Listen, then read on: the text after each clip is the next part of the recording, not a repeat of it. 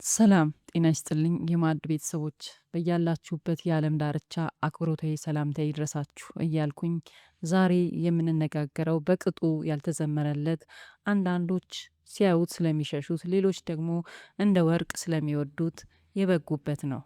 አዎ የበጉበት ይህ በብዙዎች ዘንድ ተራ ምግብ ተደርጎ የሚታየው ለሰውነታችን ተፈጥሮ ያደለችን እጅግ በጣም ከፍተኛ ሱፐር ፉድ ወይም የተፈጥሮ መልቲ ቫይታሚን ነው። በውስጡ የያዛቸው ንጥረ ነገሮች ለአይን ብርሃን፣ ለአእምሮ ንቃት፣ ለደም ጥንካሬና ለመላው የሰውነታችን ስርዓት የሚሰጠው ጥቅም እጅግ በጣም ብዙ ነው። ከሳይንሳዊ ማስረጃዎች ጋር በማጣመር የበጉበትን መመገብ ለጤናችን የሚያበረክታቸውን አስደናቂ የጤና በረከቶች አንድ በአንድ እንፈትሻለን። እስከ መጨረሻው አብራችሁን ቆዩ። ምናልባት ቪዲዮውን ስትጨርሱ ለጉበት የነበራችሁ አመለካከት ሙሉ በሙሉ ይቀየር ይሆናል። የበግ ጉበት የቫይታሚን ኤ ንጉስ ነው። የተከበራችሁ ተመልካቾቻችን፣ ስለ ሱፐር ፉድ ስናወራ አንድ ምግብ በውስጡ የያዘው ንጥረ ነገር መጠን እጅግ በጣም ከፍተኛ ሲሆን ነው። በዚህ መስፈርት ስንለካ የበግ ጉበት የቫይታሚን ኤ ንጉስ ተብሎ ቢጠራ ማጋነን አይሆንም። ብዙዎቻችን ቫይታሚን ኤ ስንባል ወደ አእምሯችን የሚመጣው ካሮት ነው። ካሮት ጠቃሚ መሆኑ ባይካድም በውስጡ የሚገኘው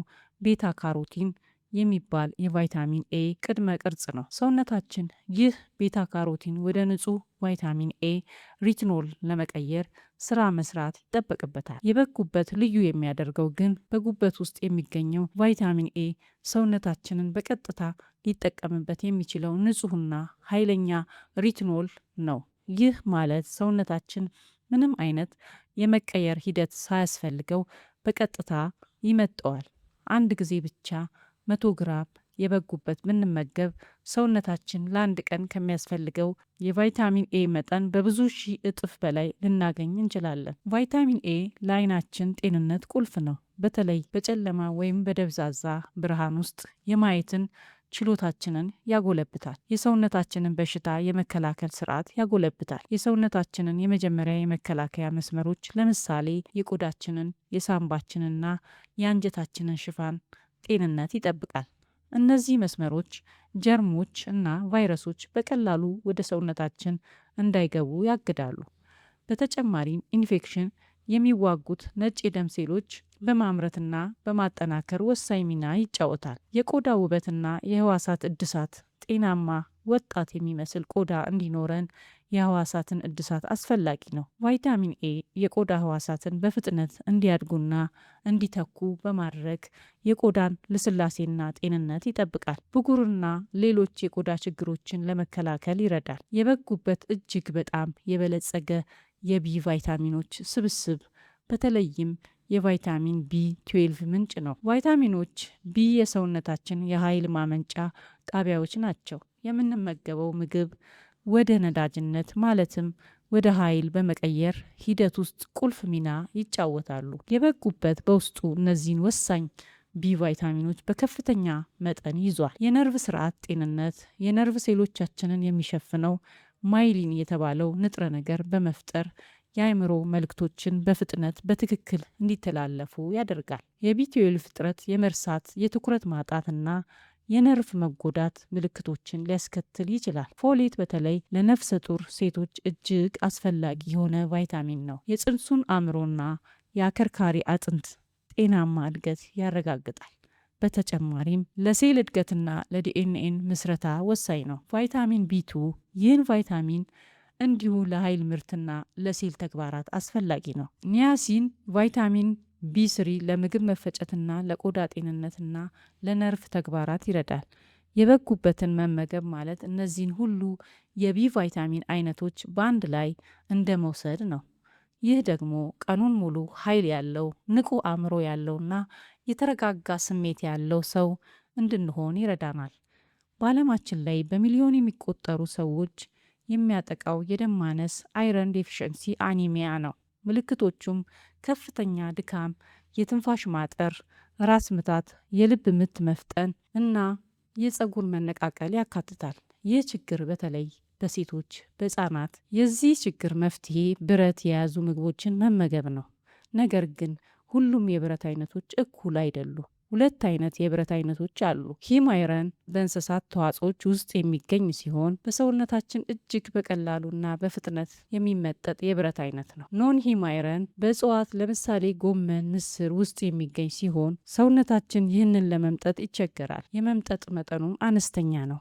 የበግ ጉበት በዚህ ረገድ ሻምፒዮን ነው፣ ምክንያቱም እጅግ በጣም ከፍተኛ መጠን ያለው ሂም አይረን ይዟል። ይህ ማለት ጉበት ስንበላ የምናገኘው ብረት በቀጥታ ወደ ደማችን በመግባት የቀይ ደም ሴሎችን ሂሞግሎቢን ለመስራት ይውላል። ሂሞግሎቢን ደግሞ ኦክስጅንን ከሳምባችን ተቀብሎ ለመላው የሰውነታችን ህዋስ የሚያከፋፍል ወሳኝ ፕሮቲን ነው። በደም ማነስ ለሚሰቃዩ ወይም ዘወትር የድካም ስሜት ለሚሰማቸው ሰዎች የበግ ጉበትን በሳምንት 1 ጊዜ ወይም 2 ጊዜ በአመጋገባቸው ውስጥ ማካተት የህይወት ለውጥ ሊያመጣ ይችላል። ኦክስጅን በአግባቡ ለህዋሳት ሲዳረስ የኃይል መጠናችን ይጨምራል፣ የአእምሮ ንቃታችን ይሻሻላል፣ በአጠቃላይ የህይወት ጥራታችን ይጨምራል። ፕሮቲን የሰውነታችን የግንባታ ጡብ ነው። ለጡንቻችን እድገት፣ ለሆርሞኖች መመረት፣ ለኢንዛይሞች መስራትና ለተጎዱ ህዋሳት መጠን እጅግ አስፈላጊ ነው። የበግ ጉበት ከፍተኛ ጥራት ያለውና ፍጹም ፕሮቲን ምንጭ ነው። ፍጹም ፕሮቲን ማለት ምን ማለት ነው? ሰውነታችን በራሱ ሊያመርታቸው የማይችላቸው 9 አስፈላጊ አሚኖ አሲዶች አሉ። ፍጹም ፕሮቲን እነዚህን 9ኙን አሚኖ አሲዶች በአንድ ላይ የያዘ የምግብ አይነት ነው። የበግ ጉበት ለሰውነታችን ስራ ወሳኝ የሆኑ ሌሎች ማዕድናትንም በብዛት ይዟል። እነዚህ ማዕድናት በትንሽ መጠን ቢያስፈልጉንም በሰውነታችን ውስጥ የሚሰሩት ስራ ግን እጅግ በጣም ግዙፍ ነው። ኮፐር ብዙ ሰዎች የማያውቁት ነገር ግን እጅግ አስፈላጊ የሆነ ማዕድን ነው። ኮፐር ሰውነታችን ብረትን በአግባቡ እንዲጠቀም ይረዳል። ለኃይል ምርት ወሳኝ ነው። እንዲሁም የነርቭ ስርዓታችንና የበሽታ መከላከል ስርዓታችን ጤንነት ይጠብቃል። በተጨማሪም ኮላጅን የተባለው የቆዳንና የመገጣጠሚያዎችን ጤንነት የሚጠብቅ ፕሮቲን ለመስራት ያገለግላል። የበግ ጉበት ከምንገምተው በላይ እጅግ የበለጸገ የኮፐር ምንጭ ነው። ዚንክ ከ300 በላይ የሆኑ የሰውነታችን ኢንዛይሞች ስራቸው በአግባቡ እንዲሰሩ የሚያደርግ ቁልፍ ማዕድን ነው። ለበሽታ መከላከያ ስርዓት ጥንካሬ፣ ለምሳሌ ጉንፋን ለመዋጋት፣ ለቁስል መዳን፣ ለዲኤንኤን ውህደት እና ለጤናማ የዘር ፍሬ ወይም ለወንዶች አስፈላጊ ነው። ሴሊኒየም ይህ ማዕድን ኃይለኛ አንቲኦክሲዳንት ነው። አንቲኦክሲዳንቶች በሰውነታችን ውስጥ የሚፈጠሩና የሴል ጉዳት የሚያስከትሉ ፍሪ ራዲካልስ የተባሉ ጎጂ ንጥረ ነገሮች ይዋጋሉ። ይህ ደግሞ እንደ ካንሰርና የልብ በሽታ ያሉ ስር የሰደዱ በሽታዎችን ለመከላከል ይረዳል። ሴሊኒየም የታይሮይድ ሆርሞን በአግባቡ እንዲመረት በማድረግ የሰውነታችንን ሜታቦሊዝም ይቆጣጠራል። በአንድ ምግብ ውስጥ እነዚህን 3 ወሳኝ ማዕድናት አንድ ላይ በከፍተኛ መጠን ማግኘት እጅግ በጣም አስደናቂ ነው። የአእምሯችን ጤንነት በአጠቃላይ የህይወት ጥራታችን ላይ ቀጥተኛ ተጽዕኖ አለው። የበግ ጉበት ለአእምሮ ጤንነት ድንቅ ምግብ እንዲሆን የሚያደርጉት በርካታ ንጥረ ነገሮች አጣምሮ ይዟል። ቫይታሚን ቢ12 ከላይ እንደተጠቀሰው ለነርቭ ስርዓት ጤንነትና ለትውስታ ወሳኝ ነው። ብረት ለአእምሮ በቂ ኦክስጅን እንዲደርሰው ያደርጋል። የብረት እጥረት የትኩረት ማጣትና የመማር ችግር ሊያስከትል ይችላል። ኮሊን ጉበት ከፍተኛ የኮሊን ምንጭ ነው። ኮሊን ለአእምሮ እድገት፣ ለትውስታና ለስሜት መቆጣጠር የሚያገለግል አሴቶሊክሊን የተባለውን የነርቭ አስተላላፊ ለመስራት ያገለግላል። እነዚህ ንጥረ ነገሮች በአንድ ላይ ተጣምረው የአእምሯችን ንቃት ይጨምራሉ፣ ትኩረታችንንም ያሻሽላሉ። እንዲሁም ከእድሜ ጋር ተያይዘው የሚመጡ የአእምሮ መዳከም ችግሮችን ለመከላከል ይረዳሉ። የተከበራችሁ ተመልካቾቻችን የበግ ጉበት ይህን ሁሉ ጥቅም ቢኖረውም ልንወስዳቸው የሚገቡ ጥንቃቄዎች አሉ። ጉበት በቫይታሚን ኤ እጅግ የበለጸገ ስለሆነ በየቀኑ መመገብ አይመከርም። የቫይታሚን ኤ መብዛት ሃይፐር ቫይታሚንስ የጤና ችግር ሊያስከትል ይችላል። በሳምንት ከ1 እስከ 2 ጊዜ በመጠኑ ከ100 እስከ 150 ግራም መመገብ በቂና ፍቱን ነው። ነፍሰ ጡር ሴቶች ከከፍተኛ ቫይታሚን ኤ መጠን ለጽንሱ ጎጂ ሊሆን ስለሚችል ጉበት ከመመገባችሁ በፊት ሐኪማችሁ ማማከር ይኖርባችኋል። ጉበትን ለረጅም ሰዓት ማብሰል አይመከርም።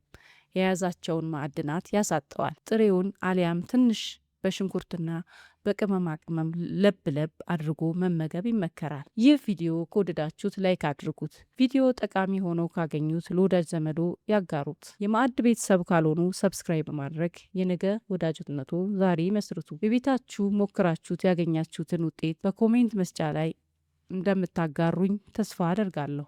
ነገም በጤና ለመኖር ዛሬ ራሳችን ላይ እንስራ።